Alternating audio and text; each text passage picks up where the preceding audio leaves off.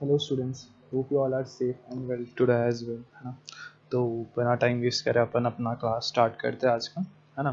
कल तक अपन ने डाइजेशन का पूरा देख लिया था कि डाइजेशन में क्या होता है, कैसे होता है, न्यूट्रिशन जो भी ह्यूमंस के अंदर है, अमीबा के अंदर है, हर चीज़ अपन पढ़ चुके हैं अपन। ठीक है, डाइजेशन का प्रोसेस पूरा अपन देख चुके हैं। अब है अपने पास में रेस्पिरेशन इन ह्यूमंस। क्या है रेस्पिरेशन इन ह्यूमंस? तो हर बार की तरह पढ़ने से पहले अपन चीज को समझेंगे होता क्या है। ठीक है, तो रेस्पिरेशन होता क्या है, ये है वर्ड अपने पास में, रेस्पिरेशन। रेस्पिरेशन का मतलब होता है taking oxygen from the environment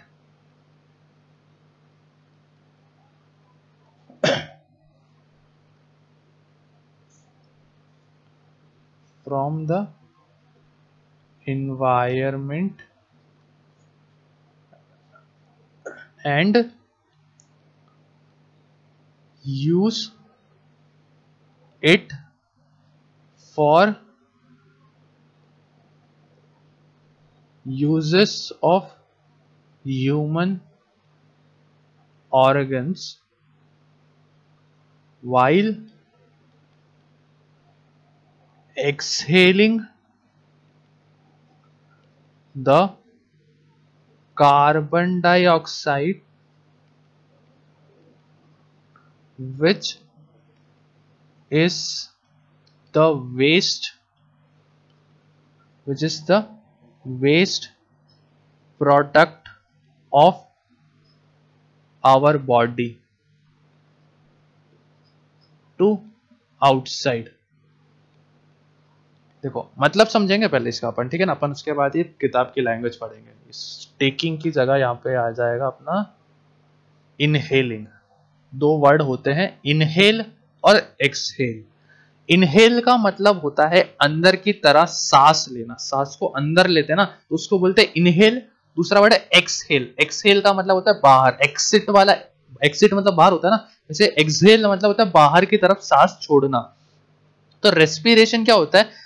inhale oxygen from the environment, environment से ऑक्सीजन को बॉडी के अंदर इनहेल करना, अंदर लेना, उसको यूज करना, जो कि ह्यूमन ऑर्गन्स को यूजेस जो भी है उसमें ह्यूमन ऑर्गन्स यूज करते हैं उसको।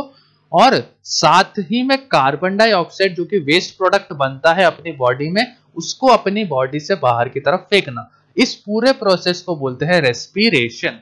ठीक है, तो पहले तो अपन रेस्पिरेशन होता कैसे है, अपनी बॉडी के अंदर जाता कैसे है, मैं आपको समझा देता हूँ डायग्राम के थ्रू। देखो, एक चीज होता है अपनी बॉडी में, जैसे कि आप जानते हो ना, अपने जो लंग्स होते हैं, है ना। थोड़ा डायग्राम पे अभी ज्यादा फोकस मत देना।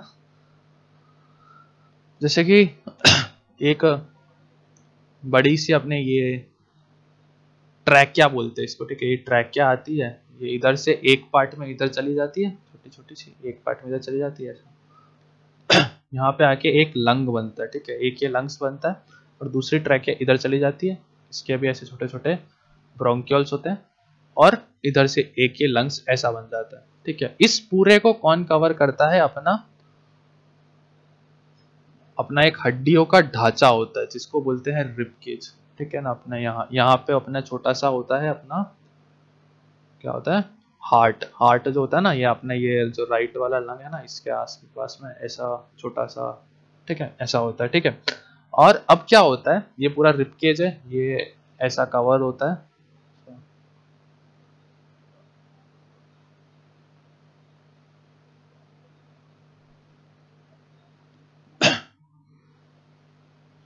पूरा ऐसा कवर होता है, ठीक है। अब क्या होता है, इसके नीचे एक पार्ट होता है जिसको अपन बोलते हैं डाइफ्रम, ठीक है। डाइफ्रम एक सा छोटा सा एक पार्ट होता है।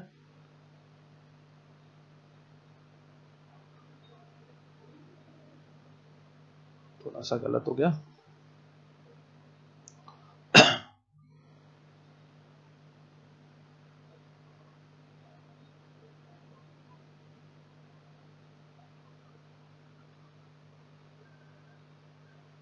ठीक है। अब क्या होता है, ये इससे जुड़ा हुआ होता है रिब केज के। अब क्या होता है, जब अपन को सांस लेनी होती है ना, तो अपना ये जो डायफ्राम होता है ना, ये नीचे की तरफ जाता है, नीचे की तरफ कॉन्ट्रैक्ट होता है, और जैसे ये इससे जुड़ा हुआ है तो ये इसको खींचता है। तो जैसे कि अभी अपना रिब केज था, है ना, ये अपना रिब केज जैसे बंद था, इसके नीचे डायफ्राम था, तो डायफ्राम जैसे ही इसकी साइड को नीचे की तरफ खींचेगा तो ये फूलेगा, ऐसा हो जाएगा। समझ पा रहे हो? तो इसके अंदर का जगह पूरा ऐसा फूल जाएगा। अब आपने कभी देखी किसी चीज को जैसे ऐसा बंद होता है ना, तो अब अगर जैसे अपन इसको फुला लेते हैं ना, तो इसके अंदर हवा आ जाती है। तो जैसे ही अपन किसी चीज को बड़ा करते हैं ना, तो उसके अंदर बहुत सारा वॉल्यूम बनता है, और जो बाहर की चीज होती है वो अंदर की तरफ खिंच जाती है। तो जैसे डायफ्राम नीचे खिंचता है, अपना रिब केज ओपन होता है, और बाहर से ऑक्सीजन जो है अपनी बॉडी के अंदर आ जाती है। और इसी की तरह जैसे अपन को बाहर छोड़नी होती है, तो ये जो अंदर खींचा गया है ना, इसको वापस से बाहर की तरफ धक्का दे देते हैं, जिसकी वजह से अब ये खुला हुआ था, ये वापस से बंद हो जाता है, तो इसके अंदर की जो भी एयर होती है ये बाहर चली जाती है। तो ये प्रोसेस होता है रेस्पिरेशन का। अब समझते हैं बुक की लैंग्वेज, ठीक है ना। बस डायग्राम से ने ये समझा दिया, अब अपन समझेंगे बुक की लैंग्वेज, बुक क्या कहना चाहती है। ठीक है, कहाँ है अपनी बुक? तो organisms combine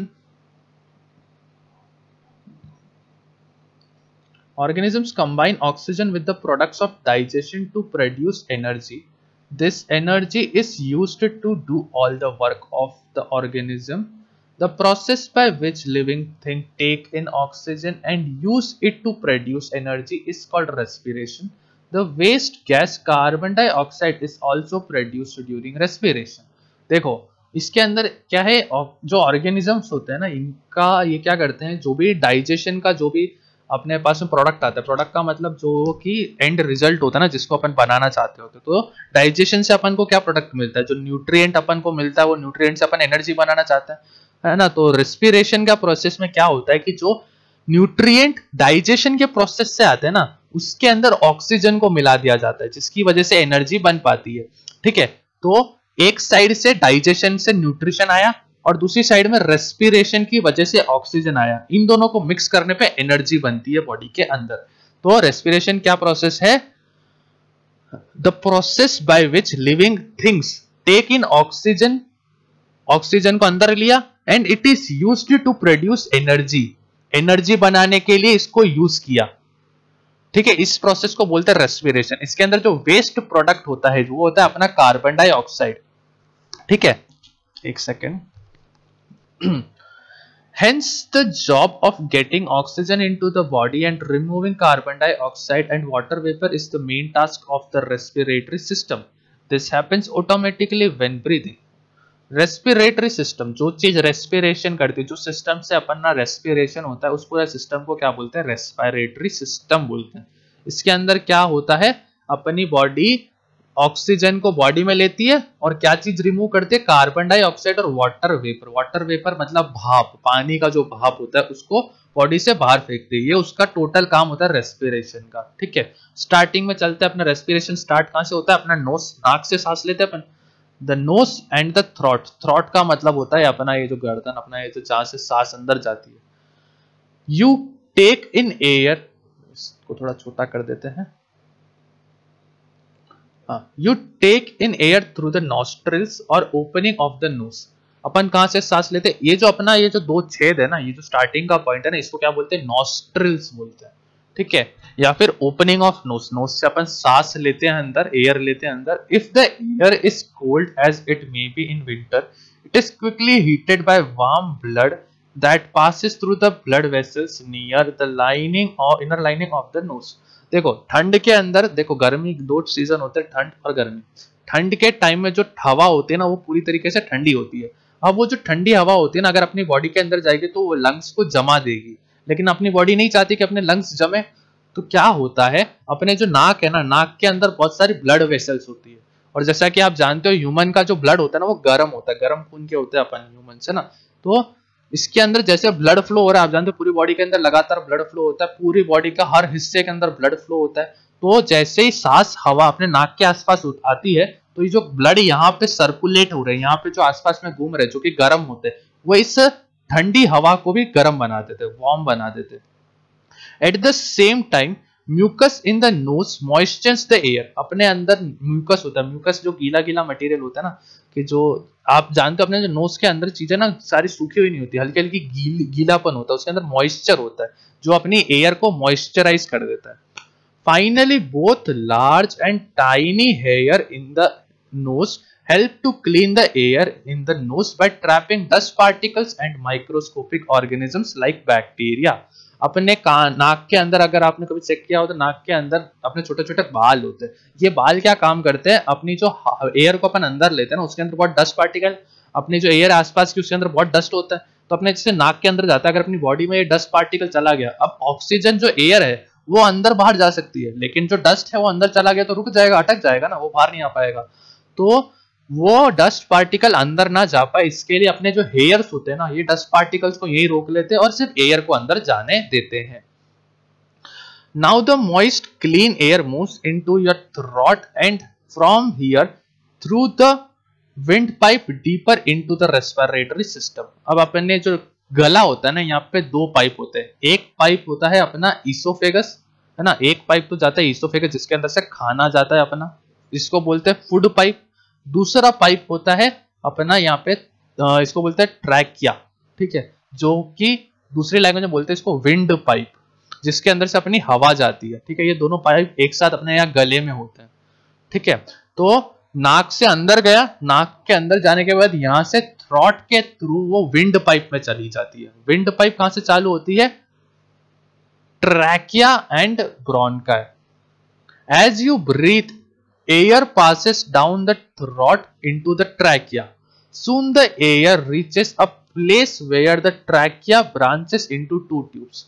Each of these tubes is called the bronchus. Each bronchus further branches into smaller and smaller tubes. देखो अब क्या होता है, ये डायग्राम मैं समझाता हूँ आपको। देखो ये जो है ना अपने यहाँ पे ये नाक है, नाक जो यहाँ अपने गले के आसपास आता है ना, गले के आसपास उसको एक ऐसी ट्यूब मिलती है, ठीक है। ये जो ट्यूब है ना इसको बोलते हैं विंड पाइप या फिर ट्रैकिया। क्या बोलते हैं इसको, ट्रैकिया, इसको ट्रैकिया, TRACHEA, ट्रैकिया। अब ये इसके अंदर से इसका जो एयर होता है वो एयर इसके अंदर जाती है और इसके अंदर से नीचे नीचे नीचे होने के बाद ये दो हिस्सों में बट जाती है। अपने दो लंग्स होते हैं तो दोनों हिस्से में एक इधर में बट जाती है। इस बटने को बोलते हैं ब्रोंकस, ठीक है। अपनी बॉडी में दो ब्रोंकस होते हैं, ठीक है, एक लेफ्ट का एक राइट का। ये ब्रोंकस आगे जाने के बाद छोटी छोटी ये जो चीजें दिख रही है ना आपको, इसको बोलते हैं एल्वियोलाई, जहां पे असली में अपना ऑक्सीजन अंदर जाता है और कार्बन डाइऑक्साइड को बाहर निकाल दिया जाता है। ये जो एरिया है ना इसके अंदर अपना ऑक्सीजन तो अंदर चला जाता है, ब्लड के अंदर, जो बॉडी के अंदर जाना होता है। जो कार्बन डाइऑक्साइड ब्लड में होता है वो इधर से इसके थ्रू बाहर आता है और यहीं से नाक से बाहर चला जाता है, ठीक है। ये होता है रेस्पिरेशन का प्रोसेस। अब इसके आगे का पार्ट अपने पास थोड़ा और बचा है रेस्पिरेशन का, वो अपन समझेंगे कल के लेक्चर में। आज का लेक्चर यही खत्म करते हैं। So take care, good bye, thank you.